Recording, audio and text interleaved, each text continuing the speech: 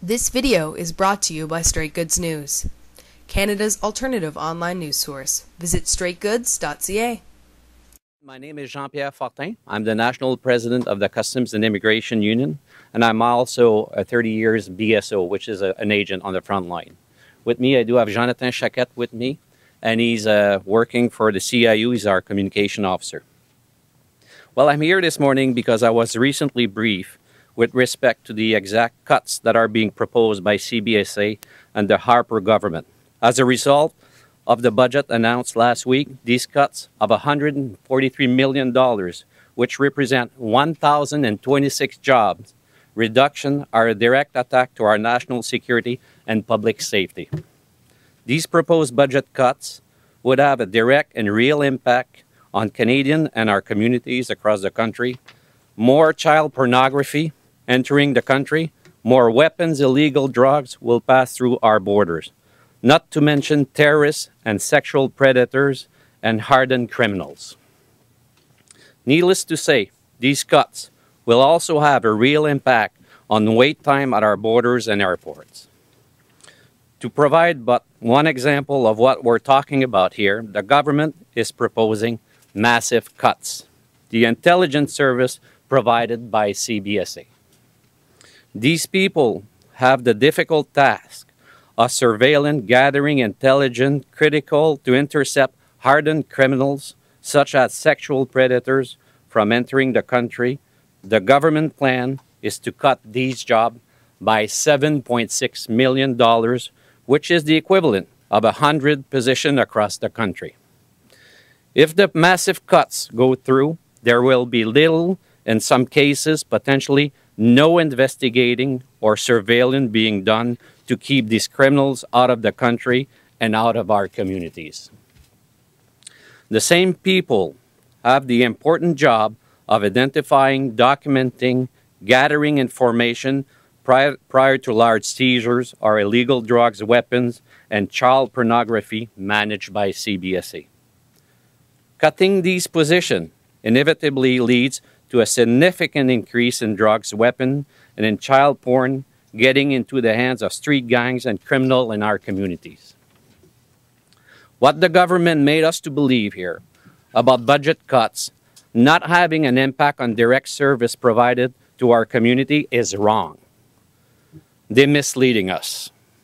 For example, they are planning to cut 325 frontline officers directly.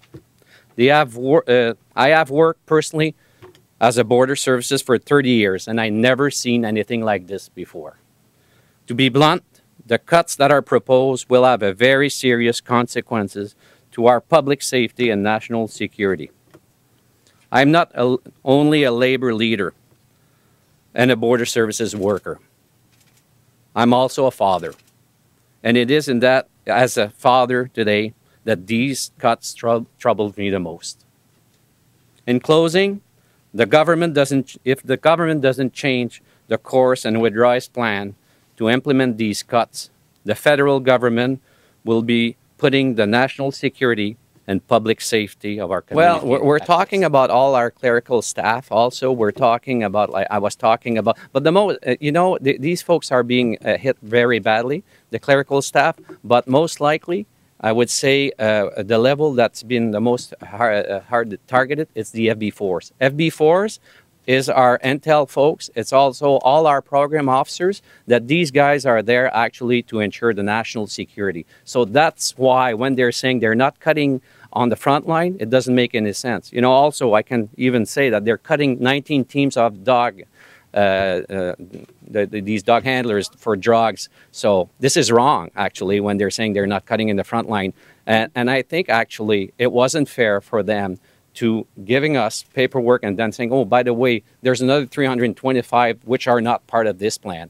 These are frontline officers. They're misleading us. Anything to do with the perimeter? The perimeter deal that we cut with the U.S., can you talk about that in terms of any analysis or thoughts you might have on that? The way we're seeing that is actually these cuts are contrary to the border vision, because this is exactly what you're talking about with the Americans, the border vision. So we're saying, on one hand, they're about, they are negotiating with the Americans, as a matter of fact, to increase the level of security. and they're cutting these jobs, where does it make any sense here? Is it possible that the Americans are going to be doing more around or in and near the Canadian borders than usual? Is there something? If the plan is actually to leave the security to the Americans, well, they should tell us. Because we know that the Americans do have the border patrol. We know that the Americans do check the border with these camera. They got the equipment. We don't. So this is a major difference. So if the plan of the Harper government is to give out the security of our borders to the Americans, they should say so. How are they going to notice these cuts? Well, they're going to see it, by probably the time waiting. That's number one. But one thing they probably won't see, it's actually the security that will be involved. Because, I was talking about our intel folks. These officers are the ones actually providing all the intel into our system. If you're cutting half of these people, which actually feed our data banks, you will have an impact on the national security here. That's what we're saying. So I don't know if you're going to be able to see that, but certainly, it's going to be, let's say, obvious. Gathering. One of the things, when Prime Minister Harper was in Washington, I guess a few weeks ago, he was talking about border security, and he was saying that he believed that info biometrics were part of the answer, and it seemed silly to him to have to screen millions of people all the time. So what does that say to you about? Well, in certain circumstances, it can make sense, because we're seeing all that technology is there to help our officers to do their job. Don't get me wrong here. But if you don't have nobody feeding the data into the system, that's where I think we're going to have a problem. Like right now, they're doing, as you know, and I know that CBC's folks are been receiving letters that they are being declared surplus, and my officers are getting the same thing, since about a couple days right now. So that's why we're saying, okay, technology could be good in certain circumstances. Biometric could be very good also. We're not against that. We're just saying that these cuts, the way they are doing them, will put the national security at risk. But they're saying that right now, national security is one of their top priorities.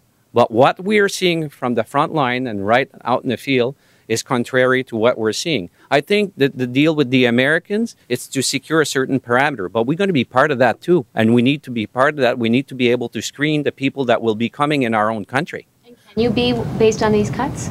Well, we're going to have a very hard time. We're saying no as far as the security-wise because of the reason that I just highlight right now. Is it ironic that you're here today complaining these cuts are going to threaten public safety when these cuts are being imposed by a government that has really prided itself on being a law and order kind of government? I was in front of a lot of media during my career that I've been involved in the union. And I can tell you one thing. I was at a certain time applauding the government for what they're doing. This is non-political. I want to be very clear with that.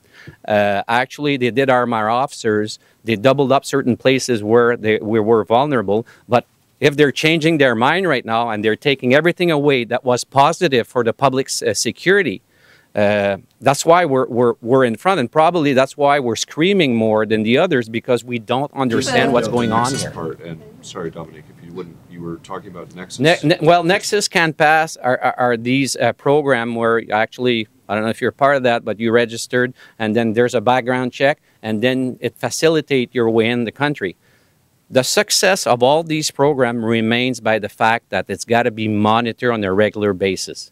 Otherwise, it becomes a license to come in the country illegally.